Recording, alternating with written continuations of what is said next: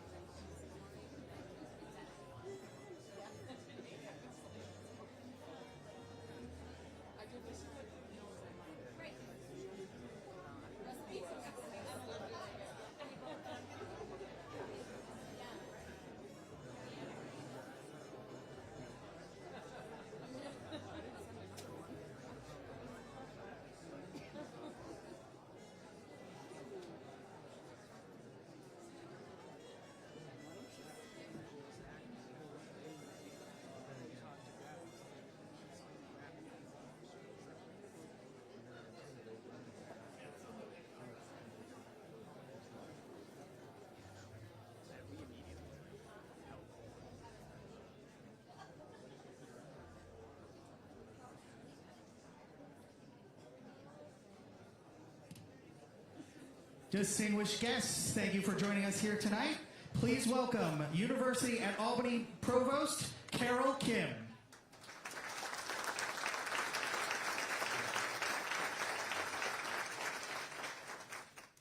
Good evening and welcome to the University at Albany.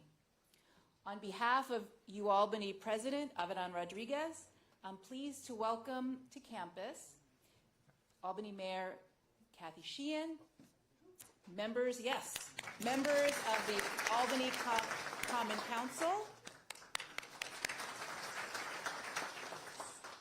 City of Albany officials, Congressman Paul Tonko, Senator Pat Fahey, Assembly members Gabriela Romero and John McDonald, and Albany County Executive Dan McCoy. In addition, I'd like to welcome the members of UAlbany's leadership team.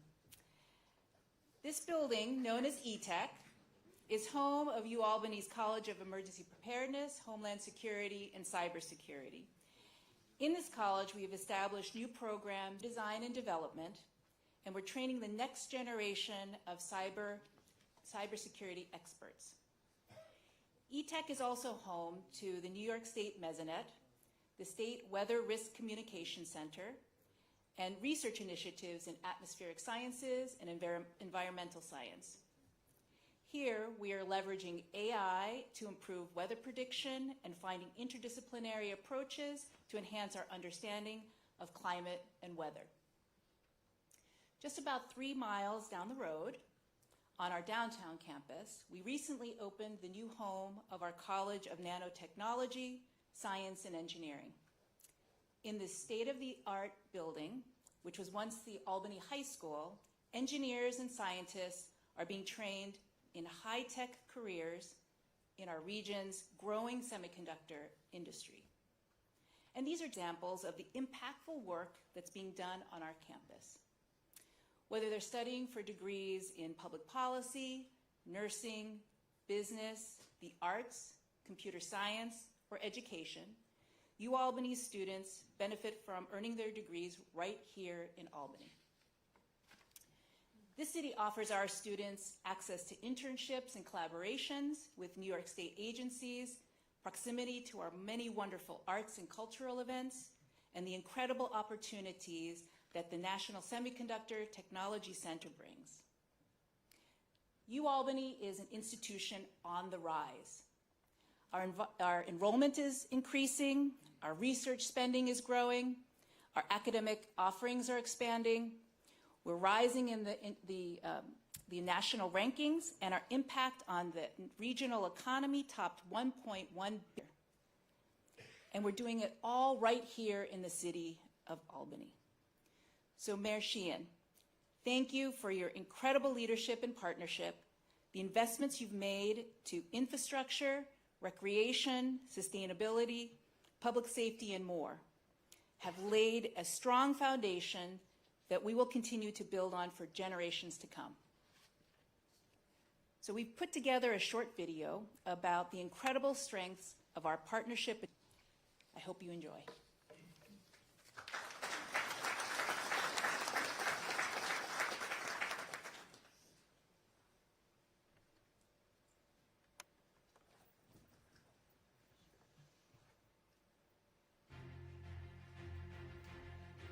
The University at Albany is an engine of opportunity for our students, our faculty, our researchers, and our city. My name is Avidan Rodriguez, and I have the honor of serving as president of the University at Albany. Here, we are investing in world-class research, innovative academic programs, and strong partnerships. Our impact was measured in a recent report that shows UAlbany contributes $1.1 billion to the capital region's economy every year. For every $1 we receive in taxpayer support, we generate $16 in regional economic impact. UAlbany is training the workforce and developing innovations that will power the regional semiconductor industry. And we're doing it right here in the heart of Albany, in the new. This building represents that goes well beyond semiconductors. We're training New York's biotechnology workforce to harness the incredible power of RNA.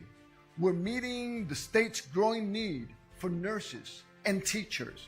We're building climate resiliency in Albany's South End and in New York's capital city with innovative academic programs in game design, atmospheric sciences, artificial intelligence, cybersecurity, public policy, and so much more. The University at Albany and the City of Albany are powerful partners. A strong capital region and a strong New York. Together, we are showing the world that we are building the future right here in the City of Albany. Together, we are unleashing greatness. Go Great Danes!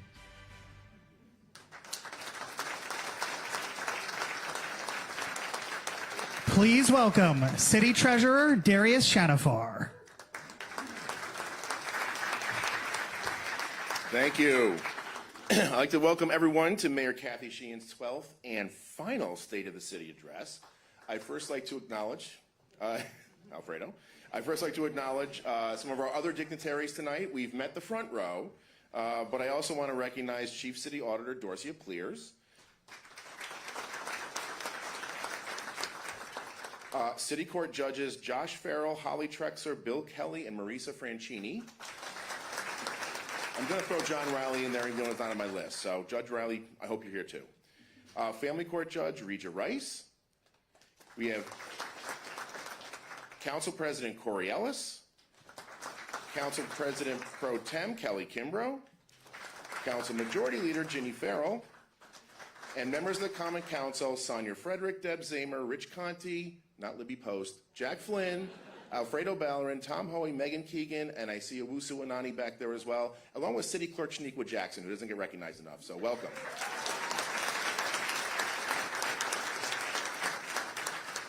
So tonight you're going to hear the true story of our city. It's a story that is lived and told every day by our residents.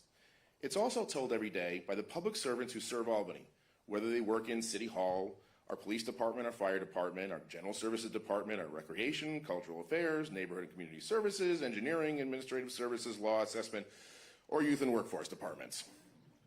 But it's not a story that is told often enough by those on social media, in our intrepid legacy media, or by politicians and politician wannabes. Many of them think that Albany is in decline, but they are wrong. I can state unequivocally that the tale of Albany's demise is greatly exaggerated. Yeah, that's worth a round of applause. Tonight's story is one that I've been privileged to observe and partake in for 11 years as the treasurer and CFO of our city. We face challenges and have a changing world just as every city does, but we have met those challenges far more often than not. We have changed the face of Albany, we have done the right things, and we have set the city on the right path going forward. For those who believe that Albany is in decline and is moving in the wrong direction, I urge you to look at facts and not feelings. If you believe in market economics, market indicators, facts, logic, and reason, they show this. Our property values are higher than ever, with homes nearly doubling in value the last 5 years, and is at its highest level since before 1980. And I know some won't believe this, but crime in Albany is down 21% since 2013, and that is even with the nationwide spike during and after COVID. Albany is a city people love dearly. People don't move into or invest their money in a place where they don't feel or see a return on their investment. Tonight you'll hear how that happened, and how that is continuing to happen every day, and how we are setting the stage for our success in the future.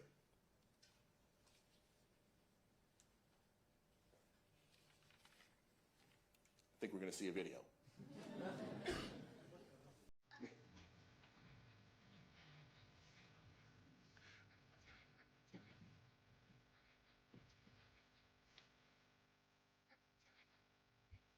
An end of an era in the city of Albany and the start of a new one. For the first time in 20 years, Jerry Jennings will not be mayor. And for the first time ever, a woman is.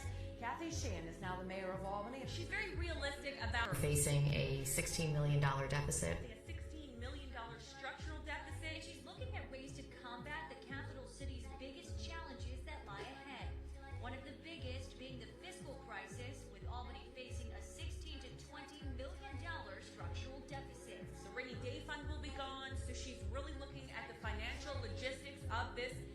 We have a very serious fiscal situation that we are in.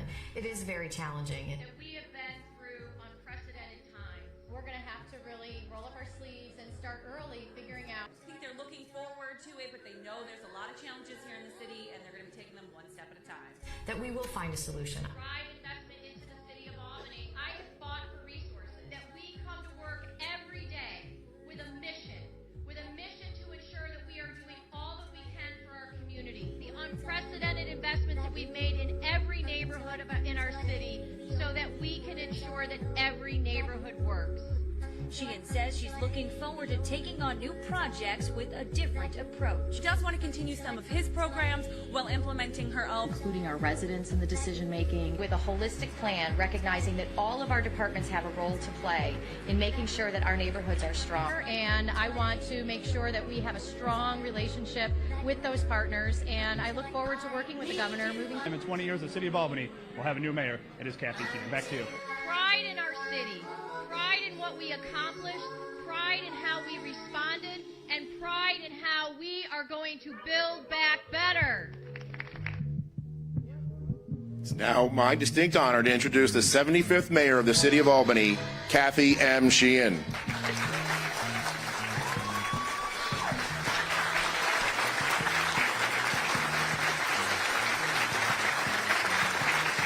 Thank you so much.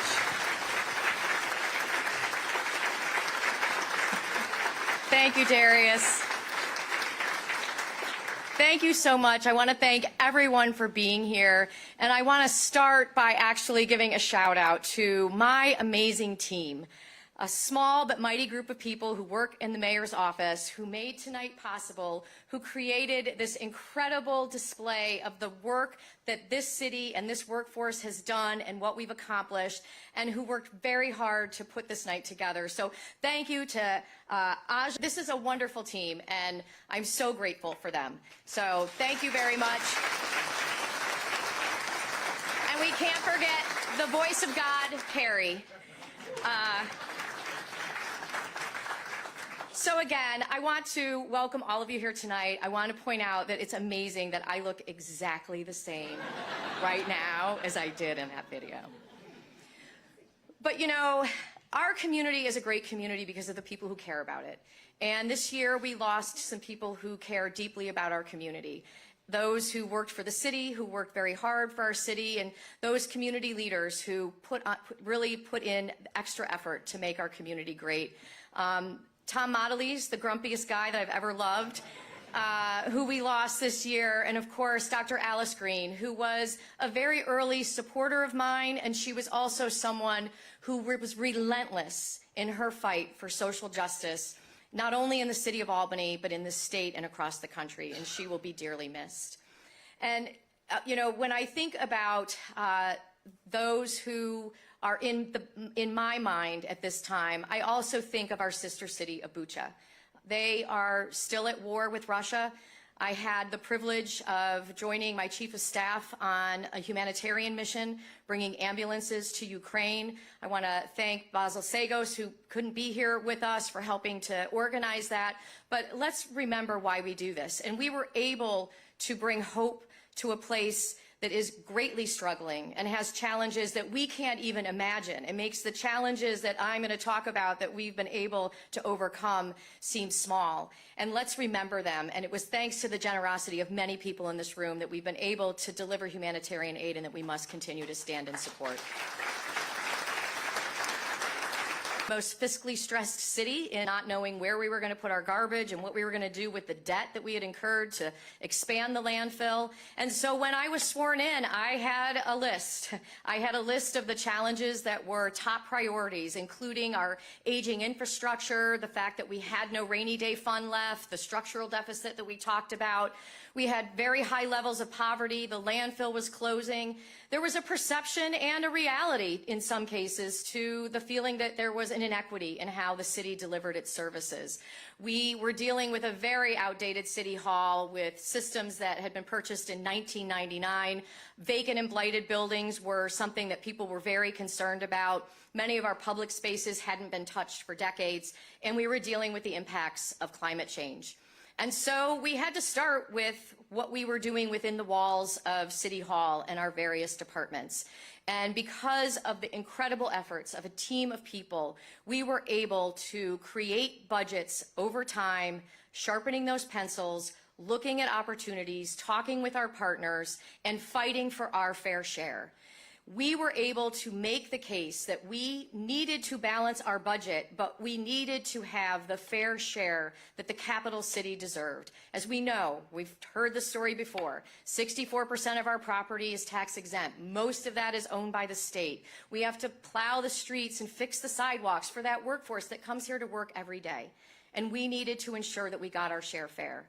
And our unions worked with us. Our firefighters unions went to the Capitol. Pat Fahey, John McDonald, Neil Breslin, Darius Shonfar, and many of you who are in this room went and fought and made the case. And because of that advocacy, the governor announced that not only are we getting an additional $5 million this year, bringing our capital city funding up to $20 million, but that she's committed to making it permanent. Thank you, Governor Hochul.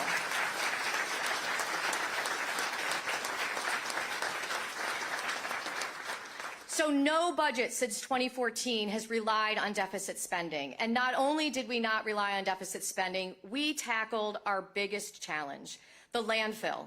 It had a closure date that was scheduled for 2020, and we were relying on the revenue from the landfill to fill that budget hole every year.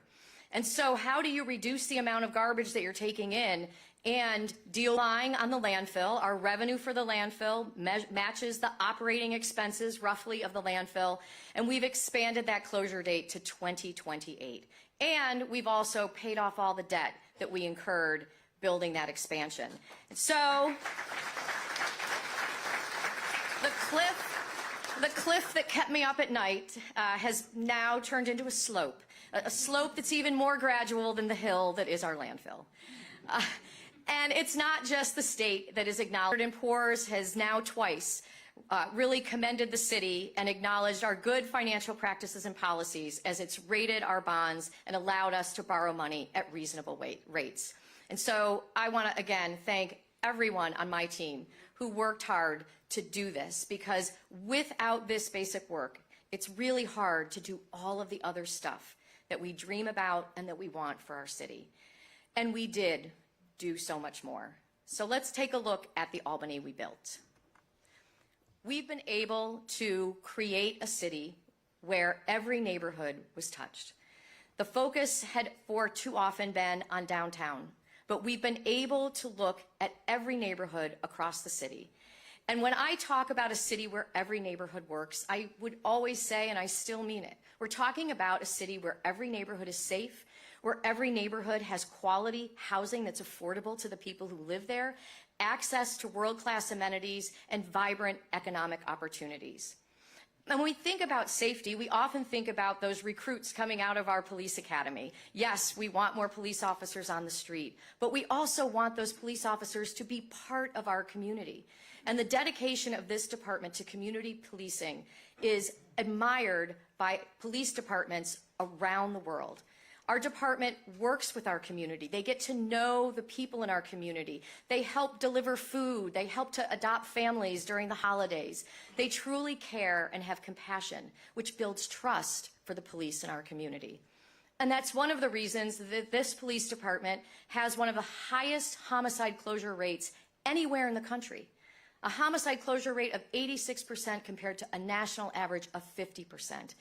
And as Darius said, crime is down from 2013. It is 21% lower now than it was when I came into office. And total crime in 2024 is lower than the 5-year average. Yet we know there is more work that needs to be done to make sure that people feel safe. That is why the governor's investment in the largest crime analysis center is important for our residents to know about. This has strengthened the partnerships and collaboration between local, state, and federal law enforcement, and it's part of the reason that we have been so successful in ensuring that people who should be in jail are held to justice. It is also why we've expanded our resources within our police department. In addition to our neighborhood engagement unit, we're introducing crisis caseworkers who will be available 24/7.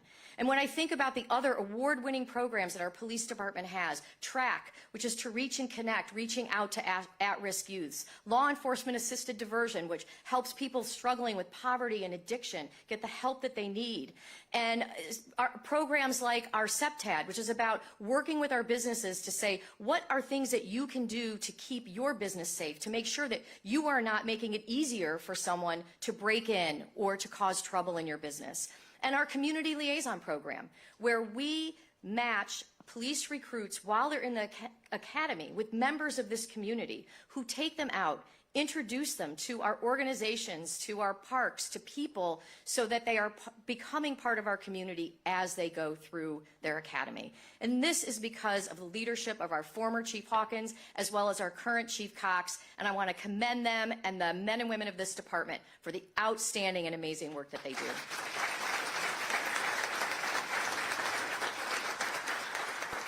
And working alongside them is our fire department. And so much more than just fighting fires, which they do, and they do incredibly well. Our fire department is on the front lines of healthcare in this country. The reality is that they are typically the first ones to show up when somebody is in a health crisis. And we have seen a significant increase in the number of calls for suspected drug and alcohol-related incidents.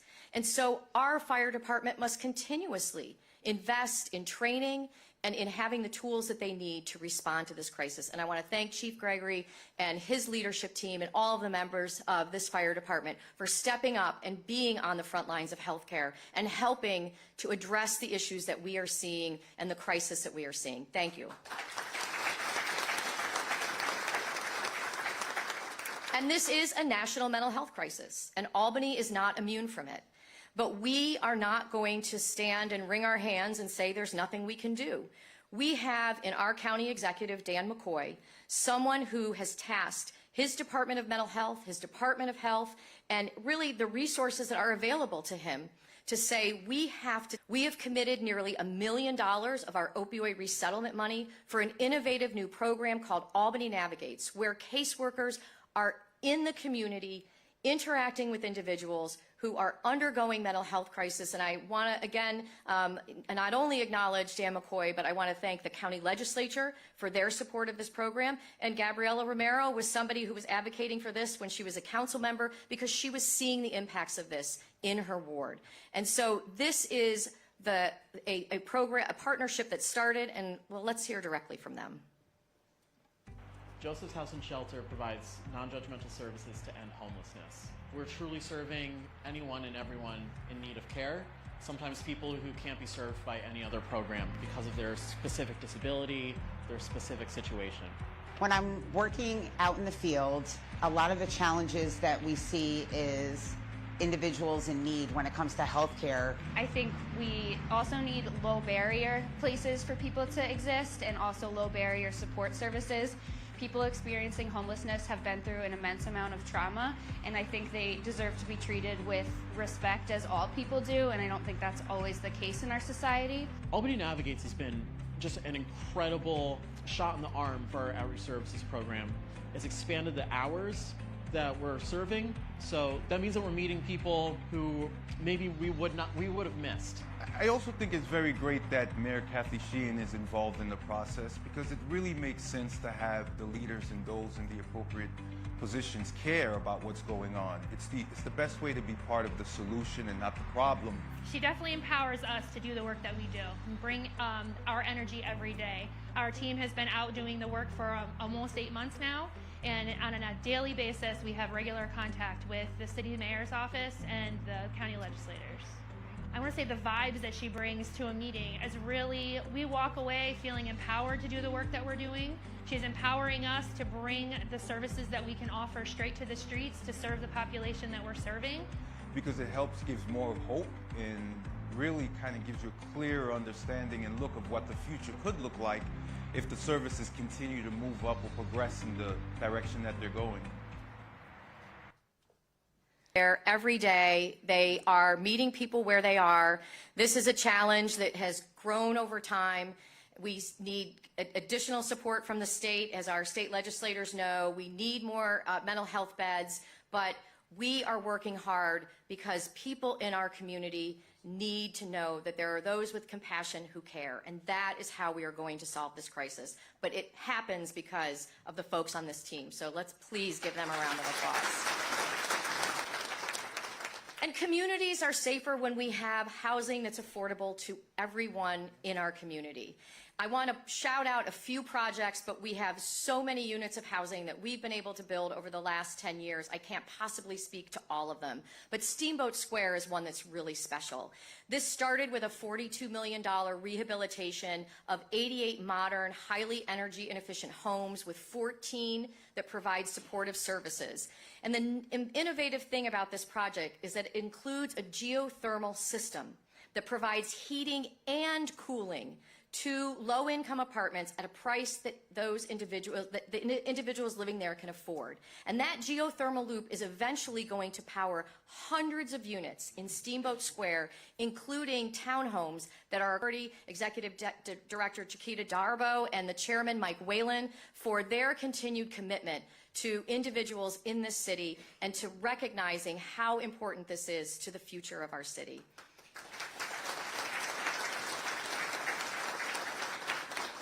And so it's been touched on a little bit. There are some people who are very tied to nostalgia, and they love to talk about the old Albany.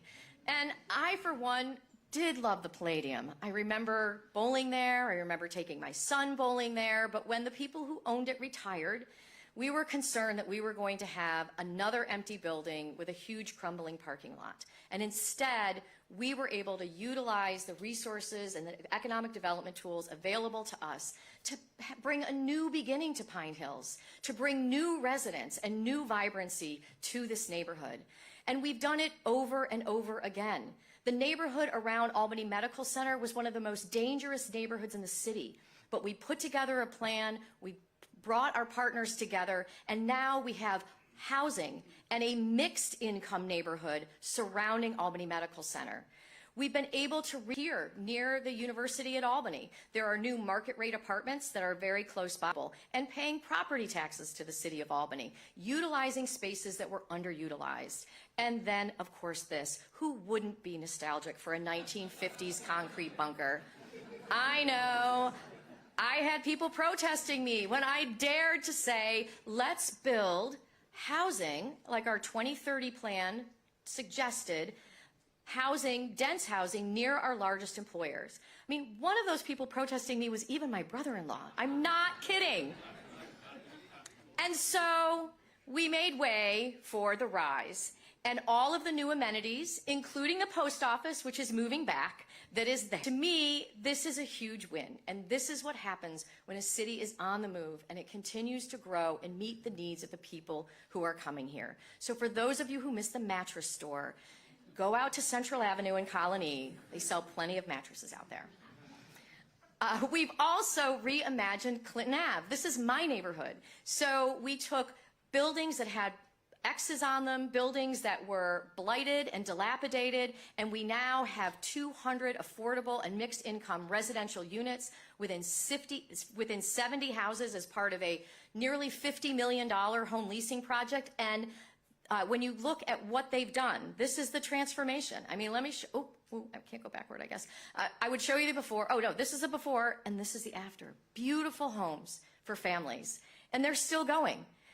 In this beautiful vacant lot that somebody I'm sure misses, they are building an additional 36 affordable housing units. And it's going to be connected on the ground floor to the Albany Center for Economic Success and Community Resources on the first floor, and it will have drop-in daycare. So we also see empty parking lots being turned into new housing along Broadway, including a project, Industry Apartments, which is the first market rate, all-electric housing project in the city of Albany. Pat Fahey, I know that you are pleased about that.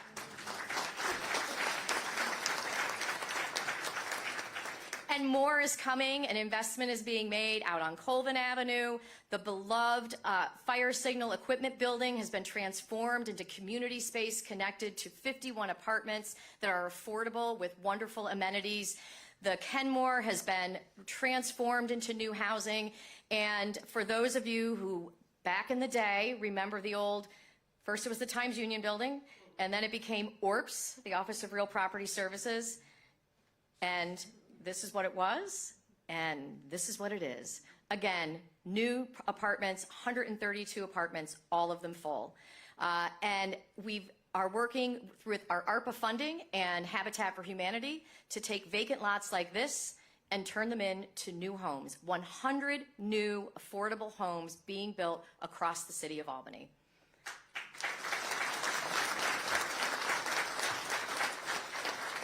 So these are the final numbers. 2,330 units of new affordable housing has been completed since I took office, and 2,773 units of market rate housing. We're going to talk to the council on another day about the importance of continuing the momentum of building market rate housing and finding solutions to be able to do that. But this happened because a lot of people worked together. But it started with a project. And again, there were the naysayers, when the city of Albany and the cities of Schenectady and Troy had the audacity to apply. We were told it was a waste of our time, but it wasn't a waste of our time. Not only did we win the resources, and it helped to focus people who might not ever think about vacant buildings on what it means to a community when you lose a building by placing lights in the windows of vacant buildings that pulsed off and on. And we engaged the community. We had local artists who were involved, and it was an incredible demonstration of how the arts can help us transition from the blight that you see here to, on the left, to the, and you see the after, to new houses. It brought new investment. It brought new opportunities to secure grant money. And we have been able to rehabilitate 617 homes and create 192 new homeowners, all thanks to our community development agency. I want to thank Faye Andrews and our newest director of ACDA, Mick Foley, and their team for their hard work.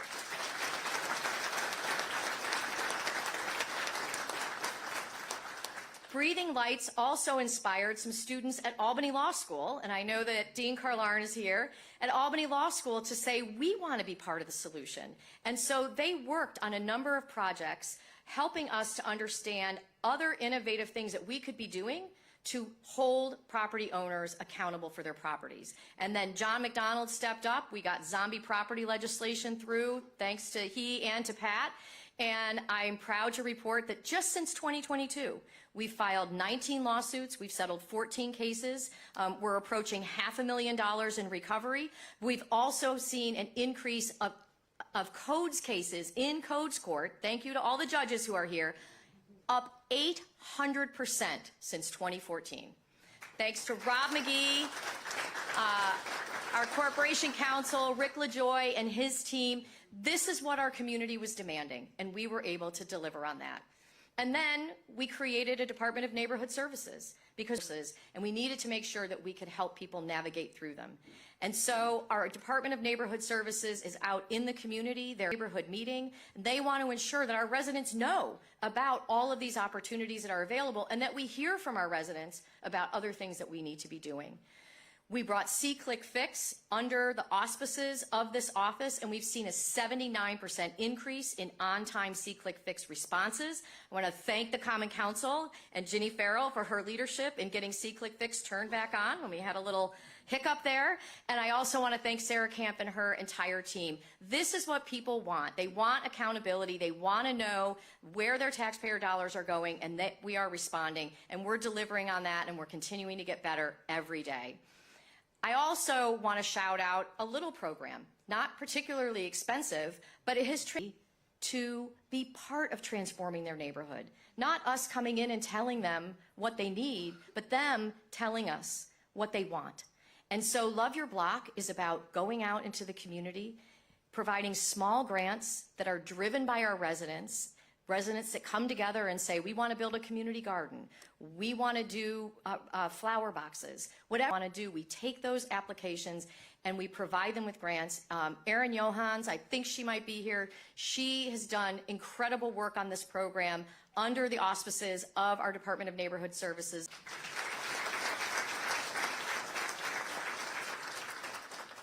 We also realized that having our Department of Engineering under the Department of General Services was ineffective, that we could do better for our residents by pulling that department out, creating our own department. Our new city engineer, Howard Goebel, has hit the ground running, and we are now working better together, getting more projects done, and getting more funding for those projects from federal and state resources. So since 2014, we've paved 204 miles of streets. Every year, we fill more than 13,000 potholes. We've replaced 70 miles of sidewalks, and we've created 13.6 new miles of bike lanes and pedestrian paths. So we are focused. We still have more to do, but that is a lot of hard work. And we live in a city where many people use alternative transportation methods. They ride the bus, they bike, they e-bike, and so we want to ensure that our streets are safe. This is what New Scotland Avenue looks like now. And now I'm going to say this, and nobody can jinx it, okay? This is the only project that I've ever won where after it was completed, not one single person complained. So nobody can come up to me and complain.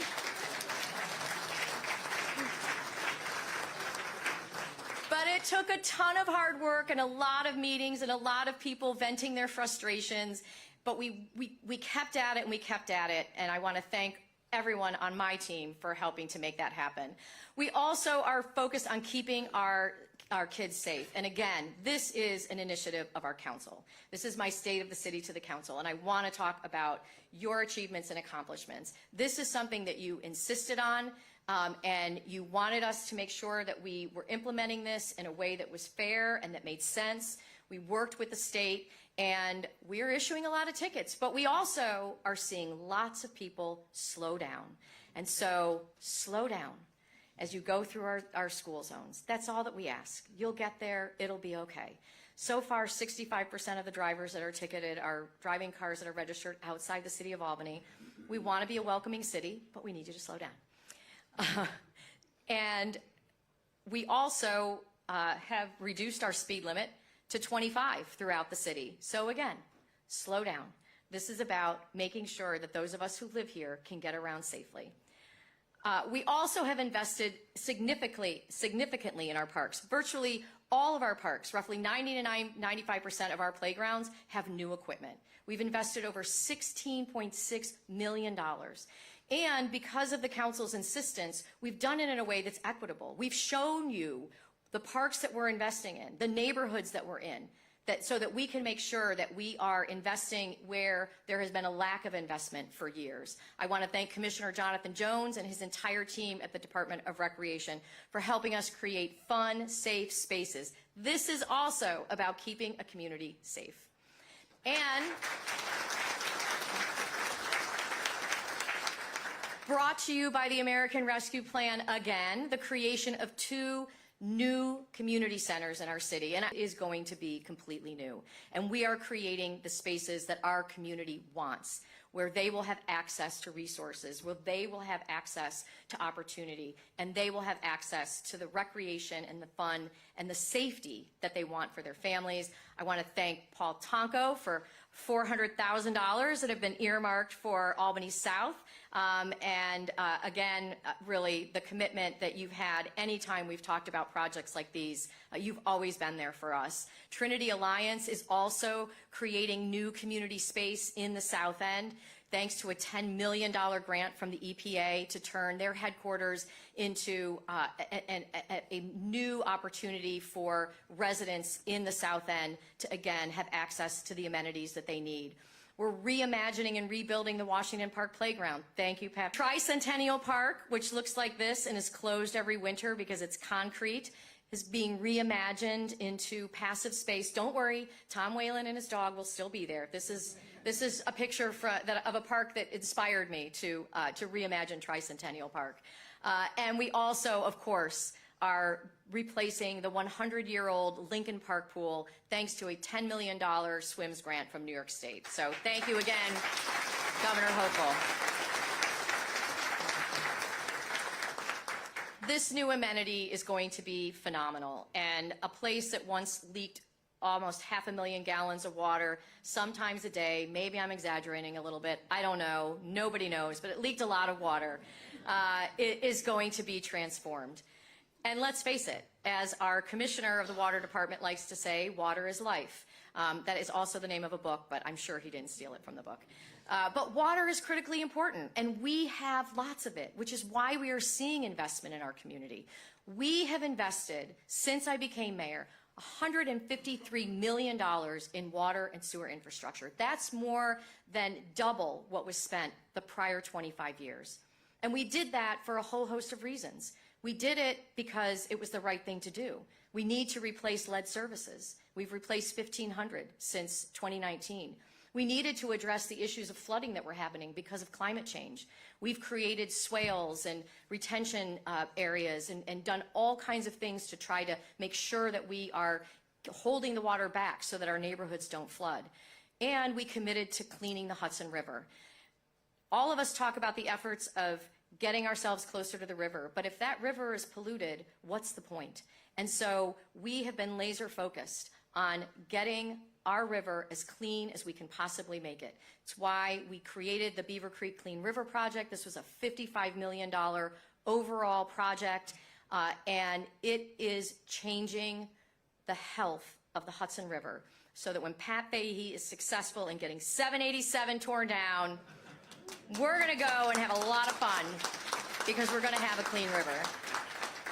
And I want to thank Joe Coffey, I want to thank Basil Sagos and Sean Mahar, DEC, you've been great partners, New York State.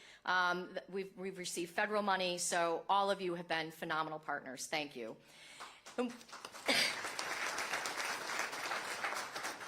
And we also challenged our Department of General Services to create a new plan for forestry in the city. When we think of general services, yes, we want our streets cleared, we want them plowed, we want the garbage picked up, but we know that there are heat islands that are created in cities, and we need to ensure that we're investing in our trees. In this city, we love our trees. I know we love our trees because if we ever cut one down, the phones ring off the hook, even if we're replacing a diseased tree with a new tree. And thanks to Sergio Panunzia and the team at DGS, they have delivered. I asked them to plant 2,500 trees by 2025. They not only met that challenge, they exceeded that challenge. 4,372 trees planted, $3.5 million leveraged grant funding, and we're just getting started. So again, thank you, Sergio, Jay Levine, and all of our funding partners. And we have been committed to sustainability. When I became mayor, we inherited this plan on how to save energy, but I said to those who helped us create the plan at the state, I don't have anyone here whose job it is to implement this plan. If you could fund a position for me for 3 years, if we get the savings that you say that we're going to get, then I'll be able to pay for that position myself. And so they did. I couldn't believe it. They said yes. They did. And we funded, and we received that position, and now we funded that position. We have an Office of Sustainability. We continue to be innovative. We purchase 100% of our electricity for city operations now from renewable sources. We did our streetlight conversion, which resulted in $9 million in savings for the city.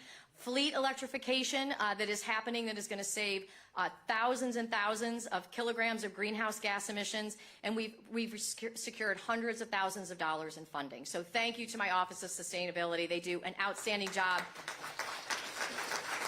And to the Sustainability Advisory Committee. And a safe city is a place where we have fun, safe activities for people to do. And my Department of Cultural Affairs, under Alay Medina's leadership, knocks it out of the park. Over 150 events over the last 12 years. Just this past year, over 100,000 people attended our Tulip Festival. And again, we're just getting started because we're creating, again, thanks in part to ARPA, new fun spaces for us to have events, like the Clinton Market Collective, the Skyway, and this new underpass, which is a bridging our downtown to the warehouse district. So stay tuned because there is way more fun to come. We're also really looking at the revitalization of Clinton Square. You know, the $10 million investment that the state made helped to catalyze hundreds of millions of dollars of investment in our Clinton Square. And when we look at what we can accomplish as we move forward, we're just getting started. And so, as Darius talked about, we've grown our population. One of the things that I look at is, well, how did we help people who were living in poverty? And every time that we look at projects that we do, that is a focus that I have and that I think about and that I talk about. Because a lot of times we talk about helping bring more jobs, but are we really accomplishing that? When I took office, 29% of our residents live below the poverty line. We have lifted more than 6,700 residents out of poverty, including 3,800 children. The numbers are still too high, but the work that we are doing and the way that we are approaching it is working. And so I want to thank my team for recognizing how important it is to remain focused on these numbers as we move forward. We've also grown our tax base. We've added billions of dollars of taxable property to our tax rolls. We have done an incredible amount of work lifting people out of poverty by focusing on our youth. 8,500 young people have participated in our summer youth employment program since 2014, and they are 60% more likely to graduate from high school when they participate in that program. And we know that having that high school diploma is the first step towards getting a good job and being successful and being able to move forward with your life. We've had a number of incredible partners and programs, including the partnership with New York State DOL, which is helping us to have a year-round employment program now for our young people. I want you to meet Charlize. She's a member of our human resources team. She's a summer youth employee. And there are many people in this room who I know could raise their hand and say that they participated in the program. Our workforce services department since 2014 has placed over 6,200 people, almost 6,300 people in jobs. And we've provided benefits to help skill up more than 1,246 residents. And these are skilling people up to really good jobs. Most new employees have seen substantial wage increases, with the average minimum starting salary of people participating in this program reported at $20 an hour. I want to thank Deputy Commissioner Raphael Tucker as well as Commissioner Jonathan Jones for their commitment to ensuring that we are lifting people out of poverty.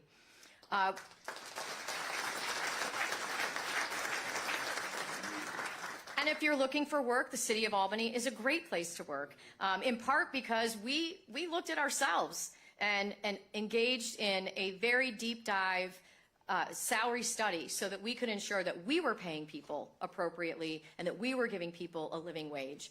Since we invested some of our ARPA funding in our joint Albany campaign, we've seen a 39% increase in job applicants and a much smaller vacancy rate in our city. Thanks to our partners really across the city, whether that be our business improvement districts, our Chamber of Commerce, under the leadership of Mark Egan, we have seen more than 100 new businesses open since 2014. And we've also invested more than $3 million to help the small businesses that are here. I want to thank Ashley Mole and her team at Capitalize Albany Corporation for continuing to focus on how we grow businesses in the City of Albany.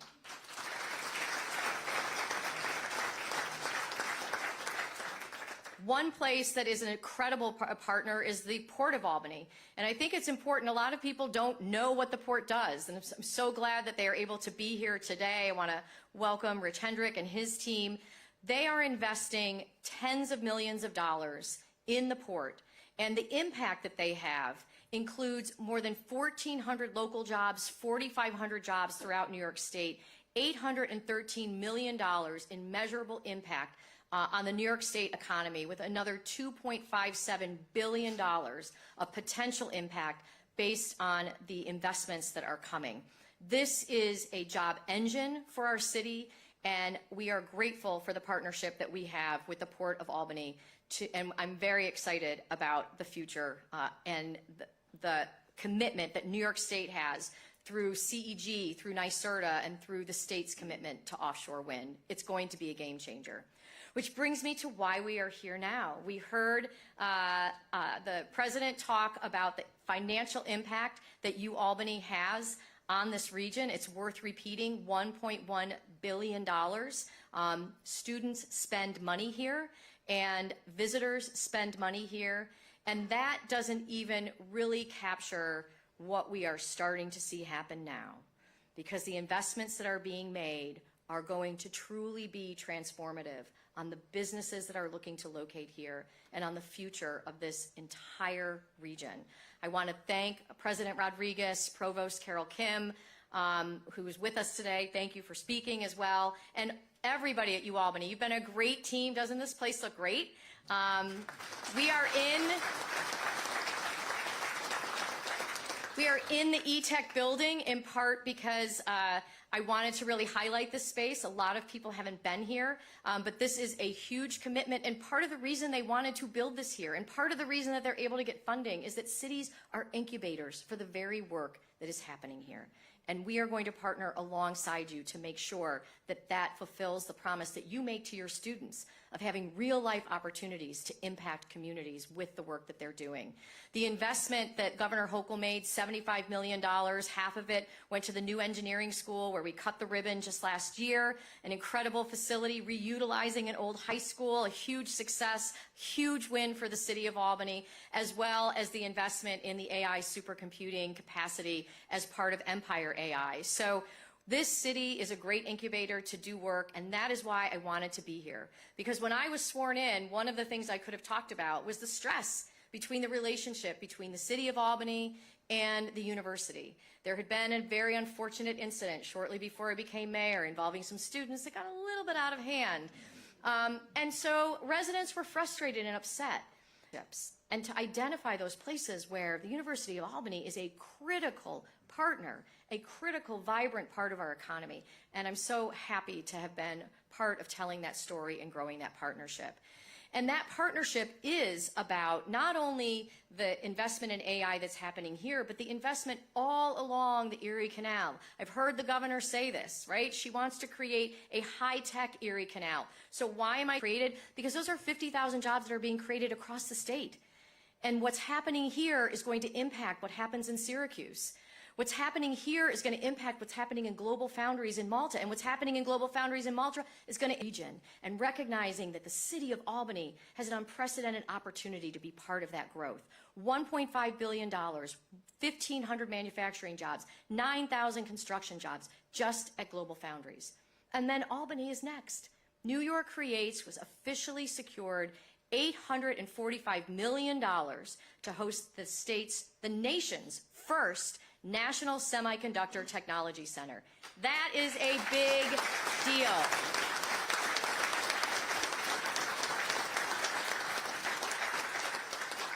Anyone in the tech space is going to want to come here to this center to have access to the newest, most innovative advancements that are being made anywhere in the world. And so we need, again, to ensure that we're creating the city where they are going to want to live, where they are going to want to establish that business, that they are going to want to be a part of. But this would not be possible if it were not for President Joe Biden, for Senator Chuck Schumer, Senator Gillibrand, Congressman Tonko, Governor Hochul, and our entire state delegation, everyone who came together, CEG, the business community, to make this possible. They looked really hard at where they were going to place this center. They talked to lots and lots of people. I was grilled on the phone by people from the Department of Commerce. This was not an easy win, but we won it because we have what it takes to make this successful. And don't let anyone tell you differently.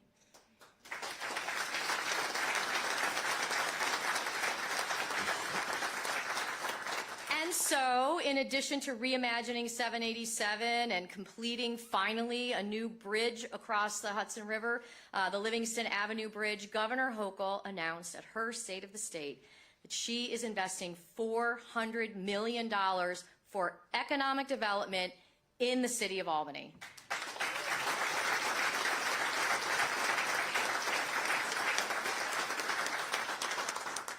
And it's because of these other investments that are being made. It just makes sense. We have to get ready. All of these projects lay the groundwork for major economic development in our community. So we know the governor is focused on creating a vibrant, interactive, really world-renowned New York State Museum, and I think all of us can agree that, you know, because in many ways it looks today like it looked on the field trips that we took when we were in school, you know, that it's time, right? It's time for the capital city to have, and as the host of the New York State Museum, to have a state-of-the-art museum. So we're very much looking forward to that. And now we have this incredible site in our downtown, nearly 9 acres, thanks to the hard work of Capitalize Albany Corporation, who had to go through condemnation proceedings and lawsuits and all kinds of hard work to accumulate transformative space that is ready for the next big thing. And we need to dream big. We need to ensure that we are looking at a bright future as the home to all of this investment in technology and all of this investment in our future. And this time has finally come. We've demonstrated that we can do it in many small ways with far fewer resources. We transformed Quackenbush Square into a new hotel and great fun space. We transformed an old single-room occupancy, then empty hotel. We took an old biscuit factory that was boarded up and no one quite knew what was going to happen to it into our professional Lort D Cap Rep Theater. We took Upper Madison Avenue and made investments and have created one of the most, one of the greatest destinations in the city of Albany, not just people who come to our city and want to go to Upper Madison Avenue. But Lombardo's, again, for those who, number of challenges, we now have Hattie's. And this is something you probably don't even know about. This looks like an empty field, right? Well, guess what was under it? Thanks to our water department and to funding that we were able to receive from New York State, we took an old sewer pipe and opened it up and reintroduced the Platoon Creek to the world. And we now have this beautiful destination in our Tivoli Park, and we're building more trails thanks to the DEC so that people can enjoy this and see this. You might not know where this is. This is an underpass in the South End that has been transformed into safe community space with a cycle track where kids can learn to ride bikes, with basketball courts, with a workout space. We also took this alley in West Hill that was a magnet for trouble, a place where people illegally dumped garbage, and there were illicit activity that happened in this alley, and we reclaimed it for the neighborhood based on what the neighborhood said that they wanted. So from large projects to hidden spaces, we've done it. And with $200 million, which the governor, I think, is going to really focus on that downtown area, we can do incredible, amazing things. If we can take this and this and this, think about what we can do with the rest of our downtown. We've seen more than $1 billion in public and private investment in our downtown, and it's happened because of the partnerships of many of the people in this room, from our Common Council to our county officials, to our state and federal partners, to our university partners. And I also need to shout out Bloomberg and the City Leadership Initiative that has not only helped us to focus our efforts, but has helped us to get grant funding and helped us to train an entire workforce so that we have best practices that are admired by cities across the country. I'm fortunate to be very active in both the New York Conference of Mayors and the U.S. Conference of Mayors. And that involvement has elevated our city's status on the national stage, and it has also helped us to bring money and ideas back to the city of Albany.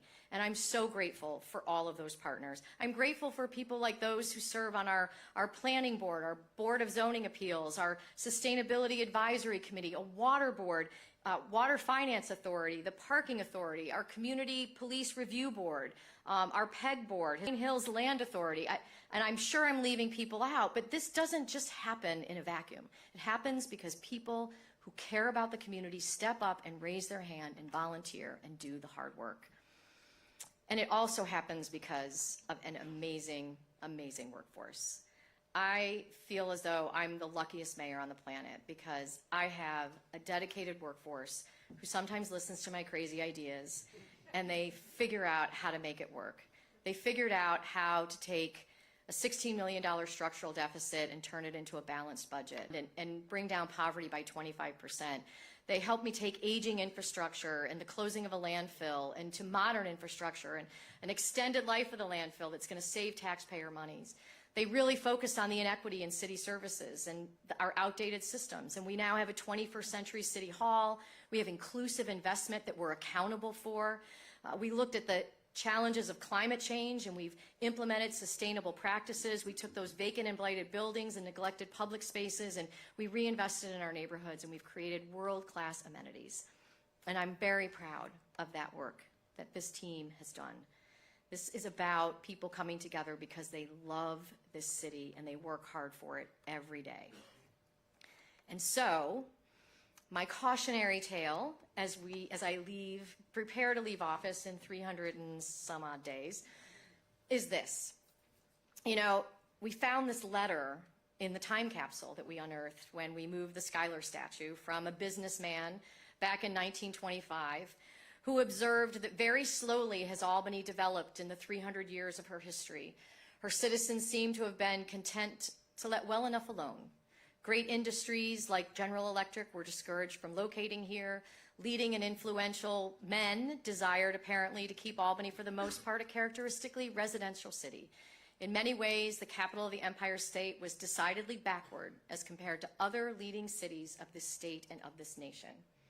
I know that people like to be nostalgic for the past. I understand. There's a certain sentimentality to what were perceived as the good old days. But I, for one, know that this city is ready for a future where it is the shining city of the Empire State. We need to dream big. We need to take risks. We need to keep moving forward. We need to ensure that we are doing everything that we can to grow our city, to grow opportunities for people here, and to be the incredible, amazing capital city that I know that we can be. So let's not hold back. Let's do this. And so this is a city that I love. I love it so much that I've written a love letter to the city, and I really did write this love letter all by myself.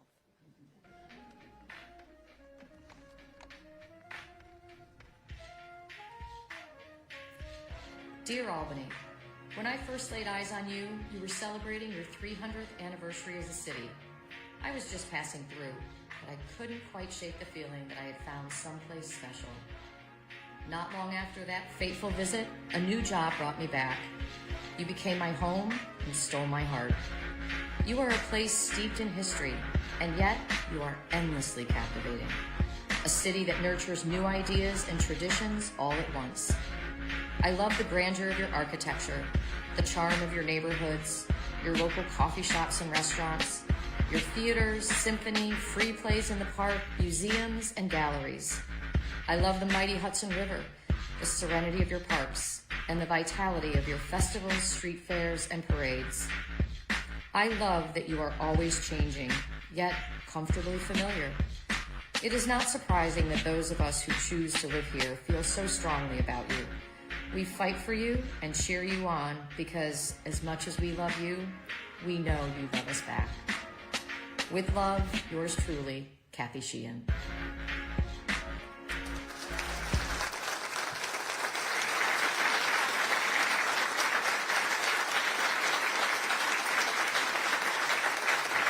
So, I want to round out the evening by talking about a business that is also near and dear to my heart because they've been with me since the very beginning.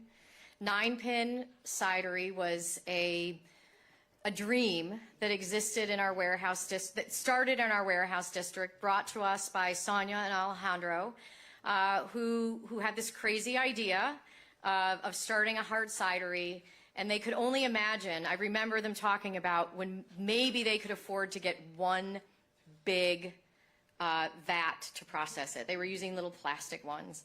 That business is now gone global.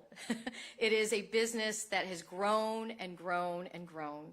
It is a business that employs dozens of people, and I have a little video. Cider in the Warehouse District at Albany, and I'm sitting here sipping on a delicious cider called Kathy's Legacy Lemonade. We crafted this cider with 9 Pins base blend and added fresh bergamot and lemons to create a cider that's bold, refreshing, and legendary, just like Mayor Kathy Sheehan. We want to thank her for everything she's done in terms of her foresight and rezoning the Warehouse District.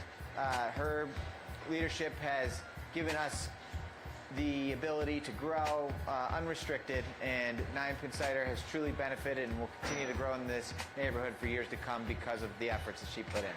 Thank you, Kathy. Cheers. We'll miss you. Come down and have a cider anytime. Oh my gosh.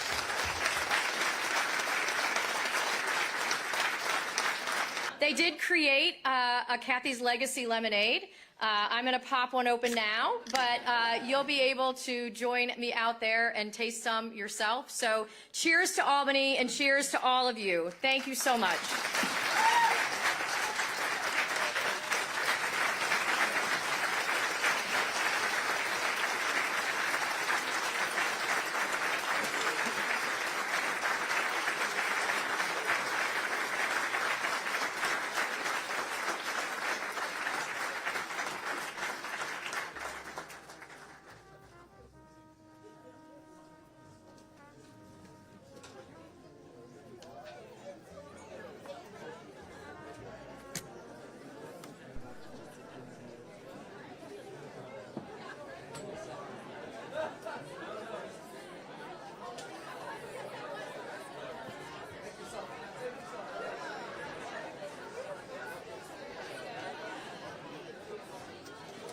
Distinguished guests, please join us in the atrium space for the Legacy Lemonade and some delicious food brought to you by the catering companies today.